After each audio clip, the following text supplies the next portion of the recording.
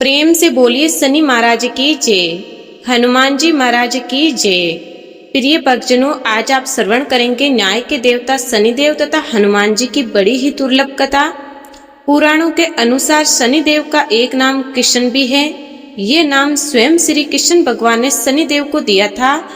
आज के दिन जो भी मनुष्य इस व्रत को करता है या कथा का श्रवण करता है तो उन भक्तों पर शनिदेव के साथ साथ हनुमान जी की कृपा भी प्राप्त होती है, क्योंकि शनि दोष से परेशान मनुष्य इस दिन हनुमान जी की कथा को सुनने तथा भजन कीर्तन करने से उनकी सभी प्रकार के गरे और साढ़े साती ढैया समाप्त हो जाती है और साथ ही शनिदेव की कृपा से भक्तों को रोगों से मुक्ति मिलती है।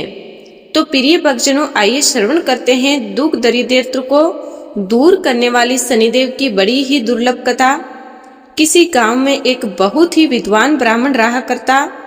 एक दिन रात्रि में उसने सपने में देखा कि एक नीला वस्त्र पहने हुए बहुत ही दिव्य पुरुष उसे कह रहा कि हे ब्राह्मण देवता, मैं तुझे लगूंगा। अब देखिए, ये सपना उस ब्राह्मण को रोज दिखाई देता। इससे वह परेशान हो गया और दुबला पतला होने लगा। उसका स्वास्थ्य बहुत ही गिरने लगा। एक दिन उसकी पत्नी ने कहा, देखिए मैं आपको कितनी अच्छे से खिलाती पिलाती हूँ, मेवा खिचड़ी खिलाती हूँ, दूध मलाई खिलाती हूँ, अच्छा भोजन आहार पकाकर खिलाती हूँ, फिर भी आप इतने दुबले पतले क्यों होते जा रहे हैं? इसका क्या कारण है? प्रिय भक्तजनों, उस ब्राह्मण ने अपनी पत्नी से अपना सारा हाल बताया कि मेरे सपने में एक नीले कपड़े पहने वाले बहुत ही दिव्य पुरुष आते हैं। वह मुझसे कहते हैं कि हे ब्राह्मण, मैं तुझे लगूंगा। अब यही सोचकर मुझे भूख प्यास नहीं लगती, मैं दुबला पतला होता जा रहा हूँ। तब ब्राह्मणी ने कहा, हे पतिदेव, मुझे लगता है कि आपको शनि भगवान दर्शन देते हैं। आपके ऊपर शनि की दशा शुरू होने वाली है, इसीलिए आपको वह सचेत करते हैं। अवश्य ही वे शनि महाराज हैं। अब की बार जब दिखे तो आप उनसे कहिएगा कि आप मुझे सिर्फ 1.25 पैर के ही लगना। प्रिय भक्तजनों, उसी दिन जब रात्रि होती है तो ब्राह्मण फिर से सोता है और उसके सपने में शनि भगवान दर्शन देते हैं और कहते हैं, हे ब्राह्मण, आज मैं तुम्हें लगूंगा। तब ब्राह्मण ने कहा, हे भगवान, यदि आप लगना ही चाहते हैं तो लग जाइए, लेकिन ये बताइए भगवान, आप कितने दिनों के लिए लगोगे? तब शनिदेव ने कहा, हे ब्राह्मण, तुम्हारे ऊपर साढ़े साती शुरू होने वाली है, मैं तुम पर 7 साल के लिए लगूंगा। तब ब्राह्मण ने कहा, क्षमा कीजिए भगवान, इतना भारी तो मुझसे झेला नहीं जाएगा, 7 साल बहुत है भगवान। तब शनिदेव बोले, अच्छा 5 वर्ष के लिए लगूंगा। तब ब्राह्मण ने कहा, शनि महाराज, ये भी मेरे लिए ज्यादा है। शनि भगवान बोले, तो ठीक है, 2.5 साल के लग जाऊं। ब्राह्मण ने फिर मना कर दिया। तब शनिदेव कहने लगे, 1.25 पैर का लगूंगा तो ठीक रहेगा।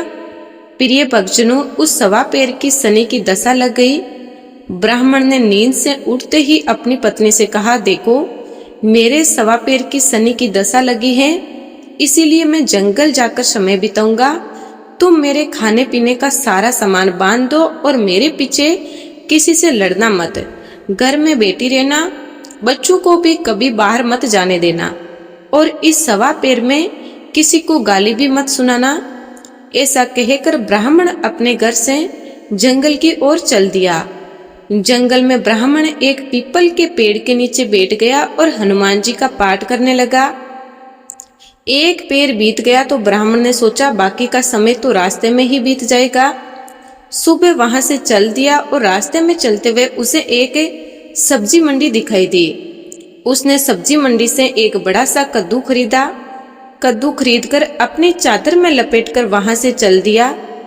तभी रास्ते में शनि महाराज एक साधु का वेश बदलकर उनके पास आते हैं और कहते हैं, तुम्हारे चादर में क्या है? ब्राह्मण ने कहा, हे साधु महाराज, मेरी इस चादर में तो कद्दू है। साधु ने कहा, अच्छा कद्दू है तो दिखाओ। जब ब्राह्मण ने अपना चादर दिखाया तो आश्चर्य में उसमें तो उस राज्य के राजा के बेटे का कटा हुआ सर था। ये देखते ही साधु महाराज, जो कि शनिदेव थे, उस ब्राह्मण को लेकर राज दरबार में पहुंच गए और राजा से कहने लगे, महाराज ये देखिए, ये दुष्ट दुराचारी आपके पुत्र की हत्या करके उसके सिर को काट के अपने चादर में लेकर घूम रहा था, इसे आप दंड दीजिए। प्रिय भक्तजनों, राजा ने जब सुना कि उस ब्राह्मण ने उसके पुत्र को मार दिया है, राजकुमार की हत्या कर दी है, तब राजा बहुत ही क्रोधित हुआ। उसने कहा, मुझे दिखाओ, मुझसे ये सब कुछ देखा नहीं जाएगा। हे सैनिकों, तुम इसे तुरंत ले जाओ और इसे सूली पर चढ़ा दो। जब नगर में यह समाचार कि राजा के पुत्र का सिर कट चुका है, एक ब्राह्मण ने उसकी हत्या कर दी है, तो नगर में हाहाकार मच गया और उस ब्राह्मण को सैनिक सूली पर चढ़ाने के लिए ले गए। जब फांसी पर चढ़ाने ही वाले थे, तब जैसा कि नियम होता है, मरने वाले से उसकी अंतिम इच्छा पूछा जाता है, तो सैनिकों ने भी ब्राह्मण के अंतिम इच्छा को पूछा। सैनिकों ने कहा, हे ब्राह्मण, बताओ तुम्हारी अंतिम इच्छा क्या है। भक्तजनों, ब्राह्मण ने सोचा कि यदि किसी प्रकार कुछ समय के लिए ये फांसी रुक जाए तो शनि की दशा का 1.25 पैर पूरा हो जाएगा। ये सोचकर उसने कहा, भाई, मैं बचपन से नित्य बालाजी की कथा कहता हूँ और सुनता आया हूँ। आज मरने से पहले अंतिम बार कथा कह लेने दो। अब क्या था, फांसी देने वाले सैनिकों ने उसकी आखिरी इच्छा पूर्ण होने तक फांसी को रोक दिया। कहानी कहते कहते 1.25 पैर पूरा हो गया, शनि की दशा खत्म हो गई। अब इधर देखिए, राजा का जो पुत्र था राजकुमार, वे जंगल से शिकार खेलकर वापस राजमहल में आ गया। राजमहल में राजकुमार को देखते ही राजा बड़ा ही प्रसन्न हुआ, लेकिन मन ही मन उसे डर भी लगा, यदि उसे निर्दोष ब्राह्मण को फांसी चढ़ा दिया हो गया तो ब्राह्मण हत्या का दोष लग जाएगा। अब क्या था, राजा ने 2 घुड़सवार को जल्दी से फांसी घर की तरफ दौड़ाया और ब्राह्मण को आदर सहित दरबार में आने का हुक्म दिया। ब्राह्मण राज दरबार में उपस्थित हुआ तो राजा ने क्षमा याचना मांगते हुए कहा कि आपके बगल में जो चादर है उसे खोलकर दिखाओ। राजा के आज्ञा अनुसार ब्राह्मण ने चादर खोली तो उसमें कद्दू था। राजा ने ब्राह्मण को बहुत सा धन दिया और पूछा, हे ब्राह्मण देवता, मुझे ये समझ नहीं आया, इसके पीछे रहस्य क्या था, ये सब क्यों हुआ, आखिर ये सब था क्या।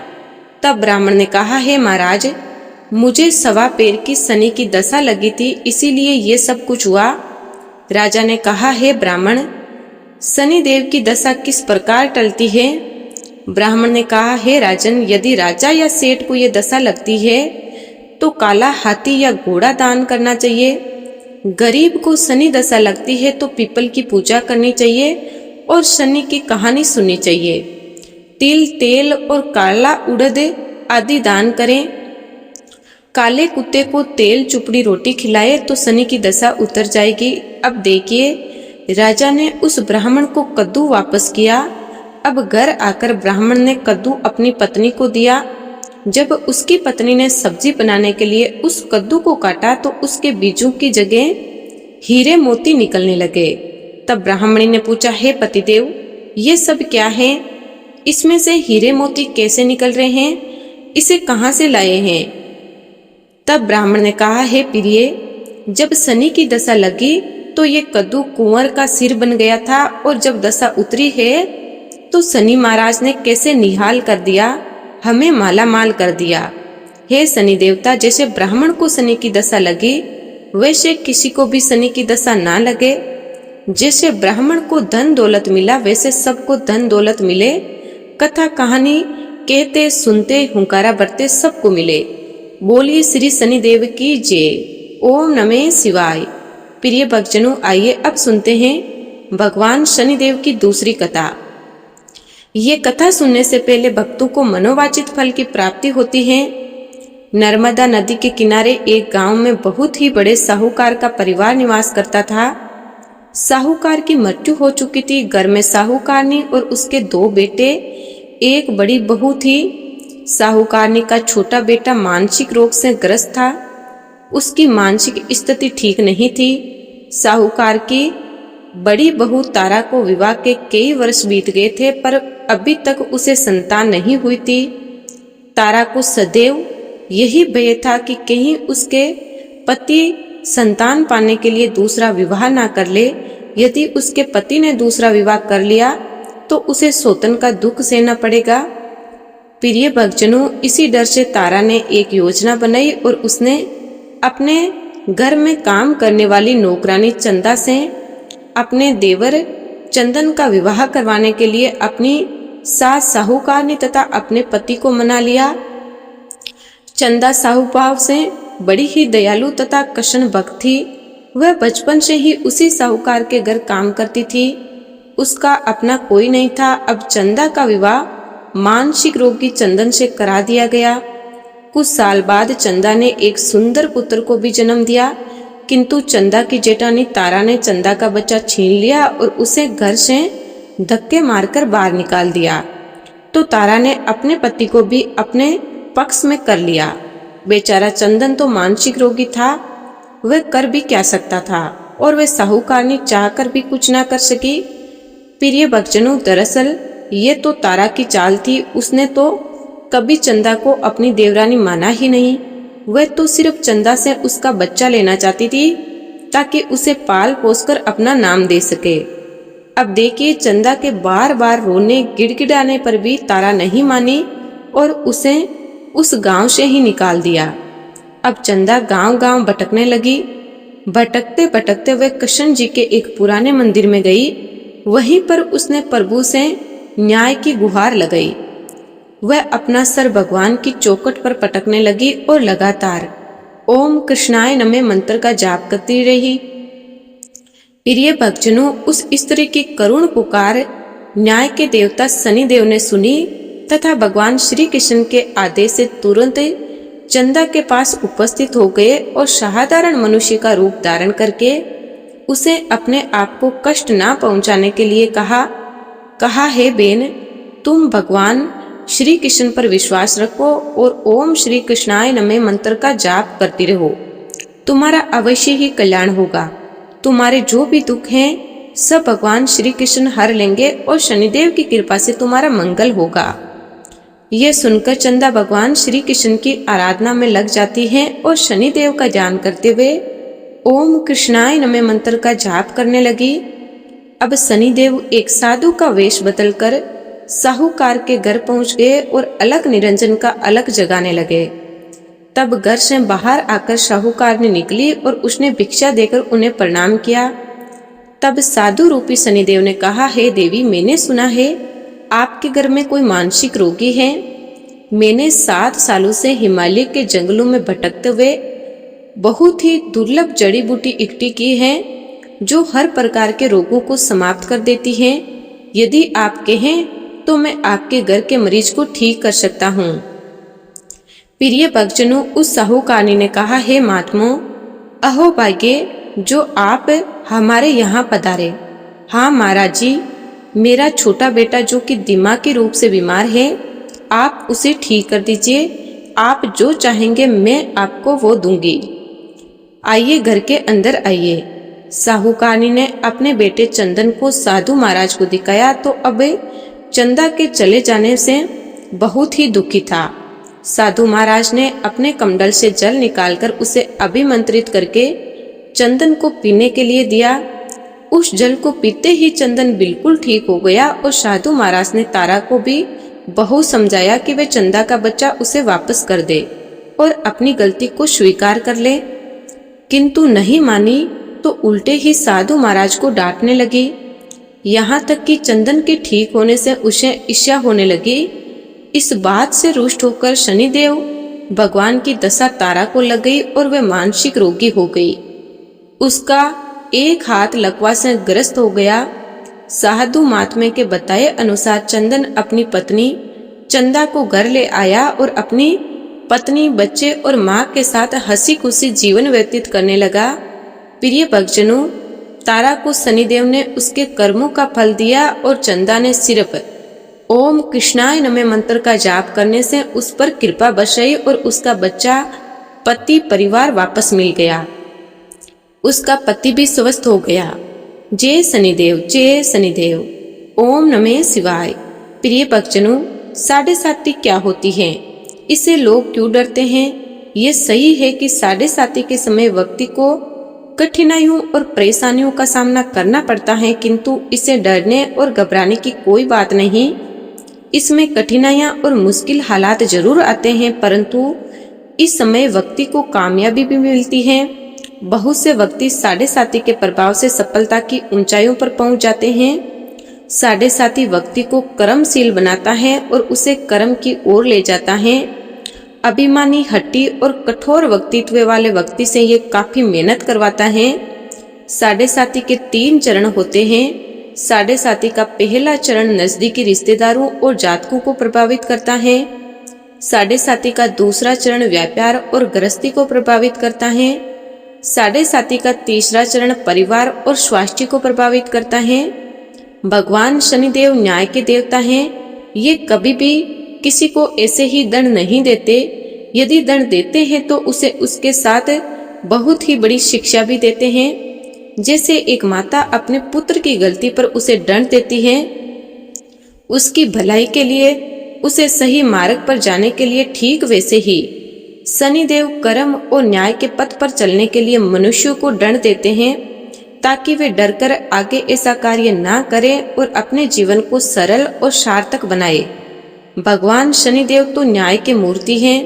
इनकी पूजा और भक्ति करके व्यक्ति धन ऐश्वर्य से संपन्न हो जाता है और सफलता की नई ऊंचाइयों को छूता है। जीवन में तरक्की करता है, घर में सुख समृद्धि वैभव का आगमन होता है और व्यक्ति का जीवन बड़ा ही सुखमय हो जाता है। शनिदेव भगवान को प्रसन्न करने के लिए शनिवार के दिन पीपल के पेड़ के नीचे शाम को दिया अवश्य जलाए और कुत्ते को तेल से चुपड़ी रोटी खिलाएं। शनिवार को जल में तिल डालकर पीपल को चढ़ाएं। इससे शनिदेव अत्यंत प्रसन्न होते हैं। और ओम कृष्णाय नमः महामंत्र का जाप भी करें। ओम गण गणपते नमः। अब सुनिए हनुमान जी की कथा। पौराणिक कथा के अनुसार बहुत समय पहले की बात है। एक साहूकारनी थी, उसका बेटा और बहू थे। पति की मृत्यु युवा अवस्था में हो गई थी। इस तरह उस साहूकारनी का रोज का नियम था, वे हनुमान जी के मंदिर में जाती और साथ में हलवा, पूरी और चूरमा बनाकर ले जाती और हनुमान जी से कहती, कांदे सोटो लाल लंगोटो, हनुमान जी खायो चूरमू और रोटी मैंने तुम्हें दिया। जवानी में मैं तुम्हें, मुझे बुढ़ापे में देना। अब क्या था, पूजा करने के बाद वे साहूकारनी अपने घर आई तो उसकी बहू बोली, सासू जी तुम चूरमा रोटी लेकर कहाँ जाती हो रोज? वह साहूकारनी बोली, मैं बालाजी के मंदिर में जाती हूँ। वह बोली, मंदिर में तो नहीं जाती आप, हमें तो लगता है आप अपने खाने के लिए रोज चूरमा और हलवा बनाती हैं और चोरी चुपके जाकर कहीं खा लेती है। प्रिय भक्तजनों, सास अपनी बहू की बातें सुनती है तो भी कुछ नहीं बोलती और उसका मन बड़ा ही दुखी होता है। उसे ये दुख होता है कि वे भगवान की भक्ति करती है और उसकी बहू उसे चटोरी कह रही है। अब क्या था, दुख के मारे वे जाकर अपने कमरे में सो जाती है। सोते सोते 5 दिन हो गए। हनुमान जी सपने में आए और बोले, हे साहूकारनी, तूने तो जवानी में दिया, मैं तुझे बुढ़ापे में देता हूँ। साहूकारनी बोली, हे हनुमान जी, आज तो आप मुझे खाने के लिए दे देंगे, लेकिन रोज कौन देगा? हनुमान जी बोले, हे साहूकारनी, मैं तुम्हें रोज दूंगा। अब क्या था, हनुमान जी की महिमा देखिए। उन्होंने साहूकारनी के लिए चूरमा रोटी हलवा पूरी दिया। साहूकारनी चुपचाप चूरमा रोटी खा लेती हैं। इसी प्रकार 5-6 दिन बीतते हैं और धीरे धीरे बहू के घर में से अचानक अनाज इत्यादि खत्म होने लगते हैं। उसके पास कुछ भी नहीं रहता, सब चीजों में घाटा पड़ गया। बहू ने सोचा, सास को तो 7 दिन हो गए हैं, मैंने तो उन्हें खाने को कुछ भी नहीं दिया, देखो तो कैसी है। अब देखिए, बहू अपनी सास के कमरे में जाकर देखती है तो उसने क्या देखा कि उसकी सास तो अच्छी भली मोटी ताजी है। बहू बोली, सासू जी, मैंने तुम्हें खाने को कुछ भी नहीं दिया और तुम क्या खाती हो, इतनी स्वस्थ और मोटी ताजी हो। सास बोली, मुझे तो हनुमान जी मीठी मीठी हलवा और रोटी दे जाते हैं, मैं वही खाती हूँ। अब क्या था, बहू सास के पैर में गिर गई और उसे पछतावा हुआ। वह बोली, हे सासू माँ, हमें तो तुम्हारे भाग्य का खाते हैं, हमारे घर में तो कुछ भी नहीं रहा। मैंने आपको खाना नहीं दिया, मैंने आपको भक्ति को झूठा समझा, आपको चटोरी समझा, इसीलिए भगवान ने मुझे दंड दिया। 7 दिन के अंदर ही हमारे घर से अनाज, धन इत्यादि समाप्त हो गया। हे सासू माँ, अब आप ही सब कुछ संभालो। मुझे आपकी भक्ति पर विश्वास हो गया है। आपने हनुमान जी को भोग लगाया जवानी में, और हनुमान जी ने आपको वही भोग बुढ़ापे में लौटाया है। आपका पेट भरा हुआ हनुमान जी की महिमा अपार है, कोटि कोटि प्रणाम है। प्रिय भक्तजनों, अब क्या था, उस सास ने खुशी खुशी घर की सारी जिम्मेदारी संभाल ली, और सास यानी कि वह साहूकार ने हनुमान जी को रोज चूरमा, रोटी, हलवा पूरी खिलाया करती, हलवा पूरी चढ़ाया करती। फिर घर में बहुत बरकत हुई और खूब धन धान्य आने लगा। हे हनुमान जी महाराज, हे बालाजी महाराज, जैसे आपने उस साहूकारनी को दिया वैसा सबको देना, सबके घर में अन्न धन के भंडार भरे रखना, सबका भला और मंगल करना। इस कथा कहानी को कहने, सुनने तथा हंकारा भरने वाले सबको देना। बजरंग बली हनुमान जी की जय। प्रिय भक्तजनों, दूसरी कथा सुनते हैं, मंगल देवता की कथा। एक नगर में एक वृद्धा रहा करती थी। उसका एक ही पुत्र था। उस वृद्धा की हनुमान जी पर बहुत गहरी आस्था थी। वह हर मंगलवार का व्रत रखती और हनुमान जी की पूजा आराधना करती थी। एक बार हनुमान जी ने अपनी भक्तिनी उस वृद्ध महिला की श्रद्धा का परीक्षण करने का विचार किया। हनुमान जी साधु का वेश धारण कर वृद्धा के घर गए और पुकारने लगे कि हे कोई हनुमान भक्त जो हमारी इच्छा पूर्ण करे। तब आवाज उस वृद्धा के कान में पड़ी।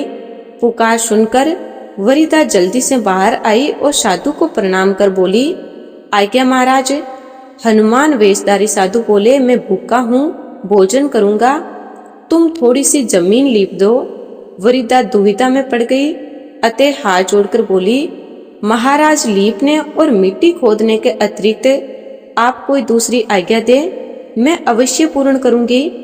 साधु ने 3 बार प्रतिज्ञा कराने के बाद कहा, तू अपने बेटे को बुला, मैं उसकी पीठ पर आग जलाकर भोजन करूंगा। ये सुनकर वृद्धा घबरा गई, परंतु वह प्रतिज्ञाबद्ध थी। उसने अपने पुत्र को बुलाकर साधु को सौंप दिया। साधु वेशधारी हनुमान जी ने वृद्धा के हाथों से ही उसके पुत्र को पेट के बल लेटाया और उसकी पीठ पर आग लगवा दी। आग जलाकर दुखी मन से वृद्धा अपने घर में चली गई। इधर भोजन बनाकर साधु ने वृद्धा को बुलाकर कहा कि उनका भोजन बन गया है, तुम अपने पुत्र को पुकारो ताकि वे भी आकर भोजन कर ले। इस पर वृद्धा बोली, उसका नाम लेकर मुझे और कष्ट ना दे। लेकिन जब साधु महाराज नहीं माने तो वृद्धा ने अपने पुत्र को आवाज लगाई। वह अपनी माँ के पास आ गया और अपने पुत्र को जीवित देकर वृद्धा को बहुत आश्चर्य हुआ। वह साधु के चरणों में गिर पड़ी। तब हनुमान जी अपने वास्तविक रूप में प्रकट हुए और वृद्धा को भक्ति का आशीर्वाद दिया। तो प्रेम से बोलिए, शंकर भगवान की जय हो, बजरंग बली की जय हो। प्रिय भक्तजनों, अब सुनिए हनुमान जी की तीसरी कथा। पौराणिक कथा के अनुसार ऋषि नगर में केशवदत्त नामक एक ब्राह्मण अपनी पत्नी सावित्री के साथ रहते थे। केशवदत्त के घर में धन संपत्ति की कोई कमी नहीं थी। नगर में सभी केशवदत्त का सम्मान करते, लेकिन केशवदत्त संतान नहीं होने से बहुत चिंतित था। दोनों पति पत्नी हर मंगलवार को हनुमान जी की पूजा करते। विधिवत मंगलवार का व्रत करते हुए वर्षों बीत गए। ब्राह्मण बहुत निराश हो गया, लेकिन उसने व्रत करना नहीं छोड़ा। कुछ दिनों बाद केशवदत्त हनुमान जी की पूजा करने के लिए जंगल में चला गया। उसकी पत्नी सावित्री घर में रहकर मंगलवार का व्रत करने लगी। दोनों पति पत्नी पुत्र प्राप्ति के लिए मंगलवार का विधि पूर्वक व्रत करने लगे। सावित्री ने अगले मंगलवार को व्रत किया, लेकिन किसी कारणवश उस दिन सावित्री हनुमान जी को भोग नहीं लगा सकी और उस दिन वे सूर्यास्त के बाद भूखी ही सो गई। काम की अधिकता के कारण उसे ये भूल हो गई थी। अगले मंगलवार को हनुमान जी को भोग लगाए बिना उसने भोजन नहीं करने का प्रण लिया। अब क्या था, 6 दिन तक भूखी प्यासी रही। 7वें दिन मंगलवार को सावित्री ने हनुमान जी की पूजा की, लेकिन तभी भूख प्यास के कारण सावित्री बेहोश हो गई। हनुमान जी ने उसे अपने सपने में दर्शन देते हुए कहा, उठो पुत्री, मैं तुम्हारी पूजा से बहुत प्रसन्न हूँ। तुम्हें सुंदर और सुयोग्य पुत्र होने का वर देता हूँ। ये कहकर हनुमान जी अंतर्ध्य हो गए। उसी समय सावित्री ने उठकर हनुमान जी को भोग लगाया, स्वयं भोजन किया। हनुमान जी की अनुकंपा से सावित्री ने एक सुंदर शिशु को जन्म दिया। मंगलवार को जन्म लेने के कारण उस बच्चे का नाम मंगल प्रसाद रखा गया। अब देखिए, कुछ दिनों बाद सावित्री का पति केशवनंद घर लौटकर आया। उसने मंगल प्रसाद को देखा तो सावित्री से पूछा, यह सुंदर बच्चा किसका है? सावित्री ने प्रसन्न होते हुए कहा कि मुझे हनुमान जी ने दर्शन दिए हैं और पुत्र प्रदान करने की सारी बात कथा अपने पति से सुनाई। लेकिन केशवदत्त को उसकी बातों पर विश्वास नहीं हुआ। उसके मन में पता नहीं कैसे ये कलुषित विचार आ गया कि सावित्री ने उसके साथ विश्वासघात किया है। अपने पापों को छुपाने के लिए सावित्री झूठ बोल रही है। केशवदत्त ने उस बच्चे को मार डालने की योजना बनाई। एक दिन केशवदत्त स्नान करने के लिए कुएं पर गया। मंगल प्रसाद भी उसके साथ था। केशवदत्त मौका देकर मंगल देव को कुएं में फेंक दिया और घर आकर बहाना बना दिया कि मंगल तो कुएं पर मेरे साथ पहुंचा ही नहीं। केशवदत्त के इतना कहने के ठीक बाद मंगल दौड़ता हुआ घर में आ गया। केशवदत्त मंगल को देखकर बुरी तरह हैरान हो गए। उसी रात हनुमान जी ने केशवदत्त को सपने में दर्शन देते हुए कहा, हे केशवदत्त, तुम दोनों के मंगलवार के व्रत करने से प्रसन्न होकर पुत्र जन्म का वरदान मैंने दिया है, फिर तुम अपनी पत्नी पर शक क्यों करते हो? उसी समय केशवदत्त ने अपनी पत्नी सावित्री को जगाकर उसे क्षमा मांगते हुए सपने में हनुमान जी के दर्शन की सारी कहानी सुनाई। केशवदत्त ने अपनी बेटे को हृदय से लगाया, बहुत प्रेम किया। उस दिन के बाद सभी आनंद पूर्वक रहने लगे। मंगलवार का विधिवत व्रत करने से केशवदत्त के सभी कष्ट दूर हो गए। इस तरह से जो भी स्त्री पुरुष विधिवत मंगलवार का व्रत करते हैं, कथा सुनते हैं, हनुमान जी उनकी सभी कष्ट दूर करके घर में धन संपत्ति का भंडार भर देते हैं, शरीर के सभी रोगों को नष्ट कर देते हैं। प्रेम से बोलिए बजरंग बली हनुमान जी की जय। ओम नमः शिवाय। आप सभी पर शनिदेव और हनुमान जी की कृपा सदा बनी रहे। प्रिय भक्तों, अब सुनिए धर्मराज जी की कहानी। प्रिय भक्तों, जो भी अपने जीवन में समस्त सुखों को पाकर अंत में स्वर्ग लोक की कामना रखते हैं, ऐसे सभी भक्तों को अपने जीवन काल में एक बार धर्मराज जी और उनकी बहन पोपाबाई की कहानी अवश्य ही सुननी चाहिए। तो आज के इस वीडियो में हम आपके लिए धर्मराज जी और उनकी बहन पोपाबाई की कहानी लेकर आए हैं और आज से 1 वर्ष तक आपको नियमित इस कहानी को अवश्य ही सुनना चाहिए।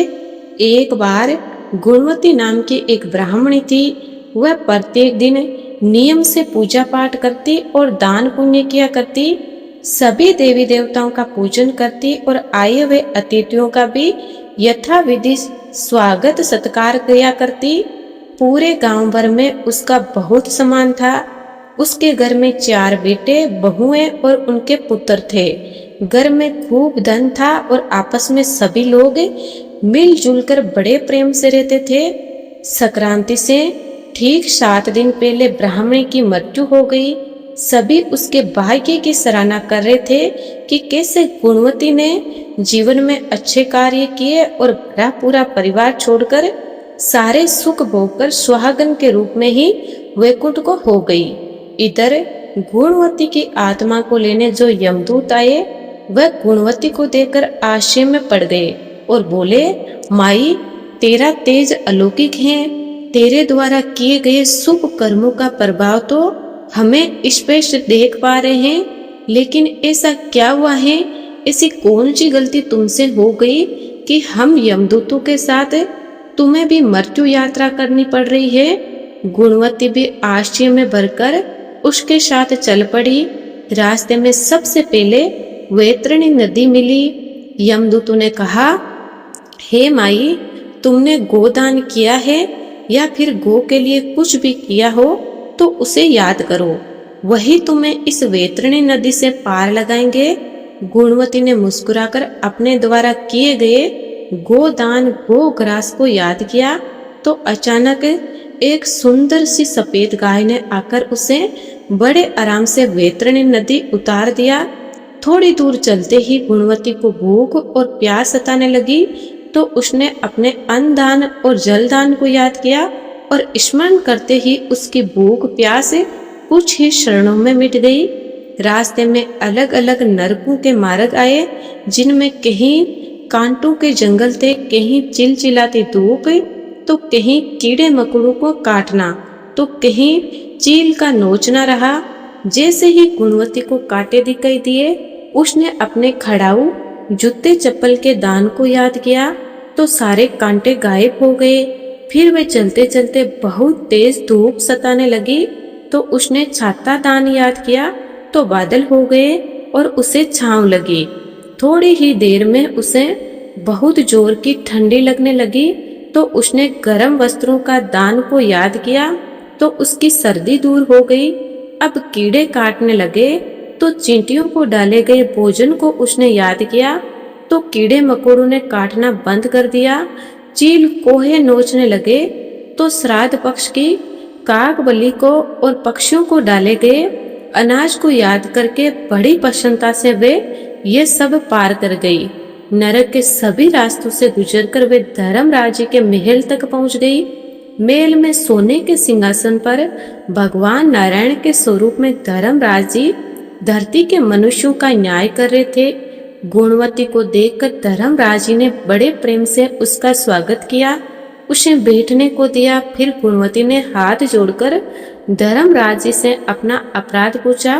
गुणवती ने कहा, हे धर्मराज जी, मैंने ऐसा कौन सा अपराध किया है? तब धर्मराज जी ने कहा, गुणवती, तुम तो अत्यंत धर्मात्मा, अत्यंत पुण्य आत्मा स्त्री हो। तुमने अपने जीवन काल और पहले के जन्मों में भी पुण्य कर्म ही किए हैं, लेकिन तुमने कभी भी मेरी और मेरी बहन पोपाबाई की कथा नहीं सुनी। मैं धर्मराज भगवान नारायण का ही स्वरूप हूँ और भक्ति के धर्म अधर्म का लेखा जोखा रखता हूँ। व्यक्ति अगर मुझ में आस्था नहीं रखता, मेरी पूजा आराधना नहीं करता, तब मेरी बहन पोपाबाई उसे स्वर्ग में जाने का रास्ता नहीं देती। ये सुनकर गुणवती ने धर्मराज जी से पुणे 7 दिन के लिए धरती लोक पर वापस भेजने के लिए प्रार्थना की, ताकि वे धरती लोक पर जाकर यमराज जी और पोपाबाई की कहानी सुनकर उज्मना करके वापस आ सके। पुण्यात्मा गुणवती को धर्मराज जी ने पुणे धरती पर जाने की आज्ञा दे दी। इधर गुणवती के पुनर्जीवित होने की खुशी में पूरा गांव खुशी में झूम उठा, लेकिन गुणवती ने उन्हें अपने आने का कारण बताया और हाथ में गेहूं के दाने लेकर सबको धर्मराज जी और पोपाबाई की कथा सुनाने लगी। पहले दिन की कथा के बाद गेहूं के उन दानों को लेकर वे सबसे पहले अपनी बड़ी बहू के पास गई और बोली, बेटी, ये गेहूं के दाने तिजोरी में रख दे। बड़ी बहू बोली, माँ जी, अभी तो मैं काम कर रही हूँ, आप खुद भी कहीं रख दो। तब गुणवती दूसरी बहू के पास गई तो उसने कहा, आओ देखा ना ताऊ। गेहूं के कुछ दाने लेकर मुंह में डाल लिए और बोली, माताजी, इन गेहूं के दानों में ऐसा क्या विशेष है? हमारे घर में तो पहले से ही खूब अनाज भरा है, कहीं से भी उठाकर तिजोरी में रख दूंगी। बचे हुए दाने लेकर गुणवती अब की बार तीसरी बहू के पास गई तो उसने पास ही खड़े अपने भाई को वह गेहूं के दाने दे दिए और कहा, भाई, मुझसे तो चीजें खो जाती है, मैं तो चीजें रखकर भूल जाती हूँ, ले तुम ही संभाल इन्हें। ऐसा कहकर छोटी बहू ने वे दाने अपने भाई को दे दिए।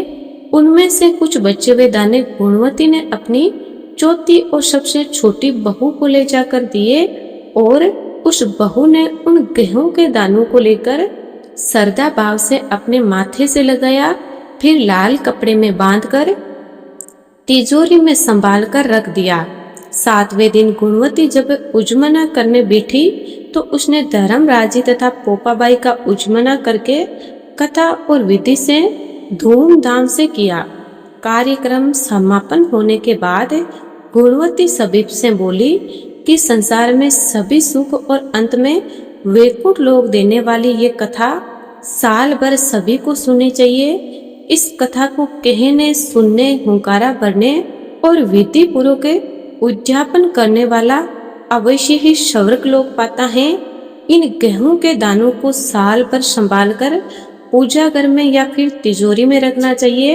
ऐसा करने से घर धन धान्य से भरा रहता है, परिवार पर कोई विपदा या बीमारी नहीं आती।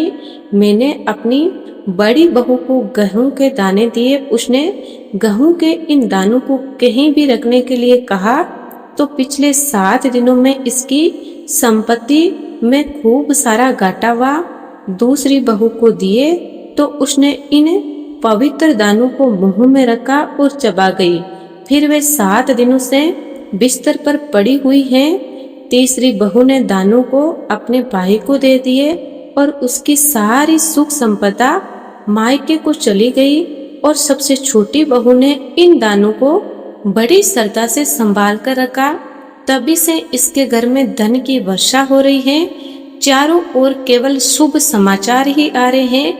ऐसी है धर्मराज जी की कथा की महिमा। अब हम आपको पोपाबाई की कहानी भी सुनाते हैं। किसी गांव में एक भाई बहन रहा करते थे। भाई का तो विवाह हो गया था, लेकिन उसकी बहन का विवाह नहीं हुआ था। बहन का नाम पोपाबाई था। पोपाबाई हमेशा व्रत और नियम किया करती। एक दिन उसके भाई भाभी ने उसे शादी करने के लिए कहा, तब उसने शादी करने के लिए मना कर दिया। अपने भाई भाभी से कहने लगी कि मेरे लिए रहने के लिए आप गांव के बाहर एक झोपड़ी बनवा दो। मैं उसी में रहकर अपना जीवन बिता लूंगी, लेकिन विवाह नहीं करूंगी।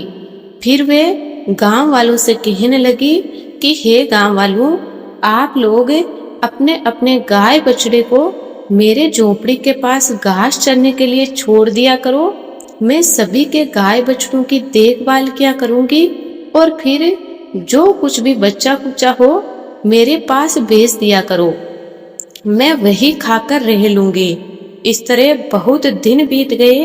एक दिन उस देश का राजा शिकार खेलने जंगल को ही जा रहा था कि उसकी नजर गांव के बाहर बने पोपाबाई की झोपड़ी पर पड़ गई। राजा झोपड़ी के पास जाकर आवाज लगाने लगा, यहाँ कौन रहता है? जब कोई भी उत्तर नहीं मिला तो झोपड़ी के दरवाजे को ही खटखटाने लगा। खटखटाने की आवाज सुनकर पोपाबाई ने अंदर से ही पूछा, बाहर कौन है? बार बार दरवाजा क्यों खटखटा रहे हो? क्या कोई काम है? तब राजा ने बाहर से उत्तर दिया, मैं इस देश का राजा हूँ। मैं तुम्हारे साथ विवाह करना चाहता हूँ। सुनकर पोपाबाई कहने लगी, अपने महल को लौट जाओ। मैं पराये पुरुष का मुंह नहीं देखती। लेकिन राजा ने उसकी बात पर ध्यान नहीं दिया और वह बलपूर्वक पोपाबाई को उठाकर अपने घोड़े पर बिठाकर अपने महल की ओर चल पड़ा।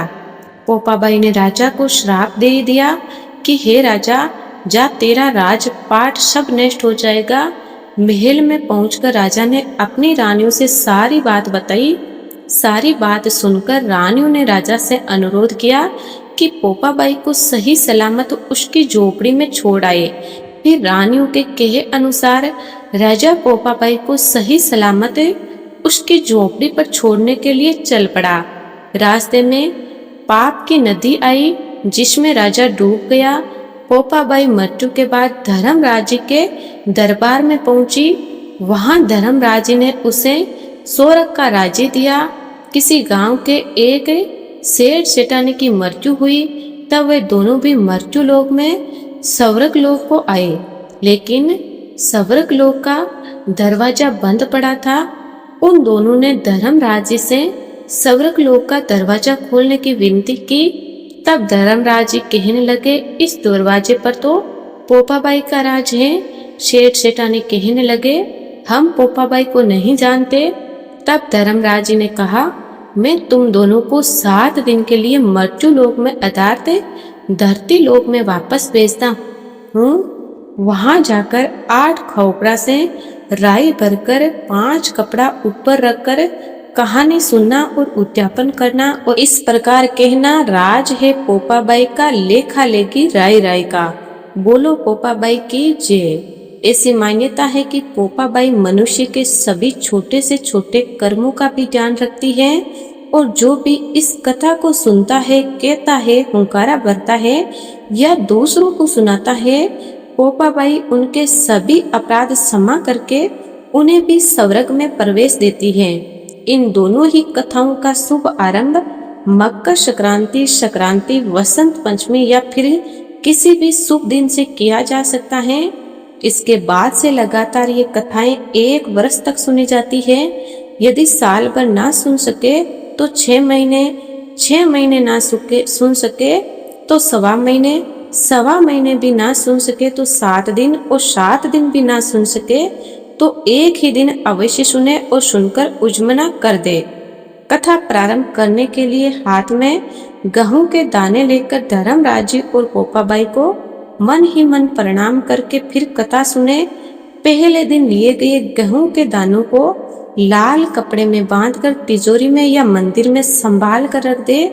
जितने समय तक ये गेहूं के दाने कपड़े में बंधे हुए किसी पवित्र जगह पर रखे रहते हैं, तब तक घर पर किसी भी प्रकार की विपदा नहीं आती। घर में सुख समृद्धि और धन धान्य में वृद्धि होती है। इसीलिए कम से कम साल भर इस कथा को सुना जाता है। फिर गेहूं के दानों को घर में रखा जाता है। फिर नित्य नेम से कथा सुनी जाती है और उद्यापन में किसी ब्राह्मण को वस्त्र, कंबल, छाता, टॉर्च, चप्पल, धातु, धर्मराज की प्रतिमा, सोने का सूरज, चांदी का चंद्रमा, चांदी की नाव, चांदी की सीढ़ी, तांबे का लोटा दान में दिया जाता है या फिर भोजन कराकर और भोजन के साथ में भेंट, दान, दक्षिणा दे। ये सामान उपलब्ध ना हो सके तो प्रतीक के रूप में दक्षिणा भी दी जा सकती है। अगर कोई ब्राह्मण ना मिले तो किसी भी मंदिर में ये सामग्री धर्मराज के निमित्त करके भी दान की जा सकती है। और पोपाबाई की कथा का शुभ आरंभ हाथ में राई के दाने लेकर किया जाता है और उज्जवने में 4 सूखे नारियल, जिन्हें खोपड़ा या गोला भी कहता है, उनको 2 टुकड़ों में इस प्रकार से तोड़े कि उसके 8 हिस्से बन जाए और इन 8 टुकड़ों को आप सुहागिनों या फिर किसी मंदिर में दे दे। सुहागिनों को देते समय सुहाग की सामग्री भी भेंट स्वरूप दे। भगवान से कुछ भी छुपा हुआ नहीं है और भगवान सबकी सामर्थ्य भी जानते हैं। अगर आपकी सामर्थ्य है तो आप उज्जवना बहुत अच्छी तरीके और ज्यादा चीजों के भी साथ कर सकते हैं, और जिनकी सामर्थ्य नहीं है वह केवल मानसिक रूप से वस्तुओं का ध्यान करके भी उज्जवना कर सकते हैं। इस प्रकार से आप सभी ने इस कथा को सुना है। सभी प्रेम से बोलिए धर्मराज की जय, पोपाबाई की जय।